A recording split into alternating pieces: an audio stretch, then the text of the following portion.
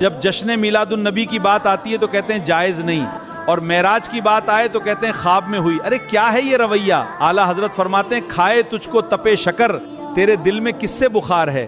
حضور کی شان کی بات آتی ہے تو اڑ جاتا ہے۔ آؤ ابو بکر صدیق سے پوچھو، جب ابو جہل نے آ کر کہا کہ تمہارا رسول کہتا ہے کہ میں 18,000 سال کا سفر 1 منٹ میں طے کر کے آیا ہوں، زمین جنت جہنم ہر شے دیکھ کر آیا ہوں، ابو بکر صدیق فرمانے لگے اگر محمد عربی نے کہا ہے تو حق اور سچ ہی کہا ہے، اور ہمیں کہتے ہیں کہ آقا کی میلاد نہ مناؤ۔ جس امت میں آنے کے لیے حضرت موسیٰ نے دعا کی، جس محبوب کی غلامی کے لیے ہمیں کوئی دعا بھی نہیں مانگنی پڑی، اللہ نے اپنے فضل سے ہمیں مدینے والے آقا کا غلام بنا دیا۔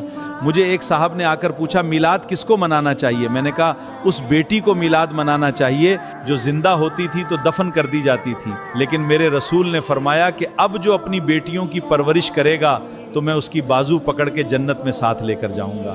میں نے کہا اس ماں کو میلاد منانا چاہیے جس کا بیٹا کبھی اس کے گلے میں رسی ڈال کر اسے منڈی میں بیچ دیتا تھا۔ میرے نبی پاک نے ماں کا مقام اتنا بلند کر دیا کہ فرمایا جنت 7 آسمانوں کے اوپر سدرۃ المنتہا کے پاس تھی، لیکن میں نے اسے وہاں سے کھینچ کر ماں کے قدموں کے نیچے رکھ دیا۔ یہ میرے آقا ہیں جنہوں نے ماں کے قدموں کو جنت کا راستہ بنا دیا۔ تو بتاؤ جس نبی نے ماں کو اتنا بڑا مقام دیا، اس نبی کی ولادت کا ذکر سن کر ہمارے دل خوشی سے کیوں نہ جھومیں؟ میرے آقا کی محبت ہمارے دلوں میں ہمیشہ زندہ رہے گی۔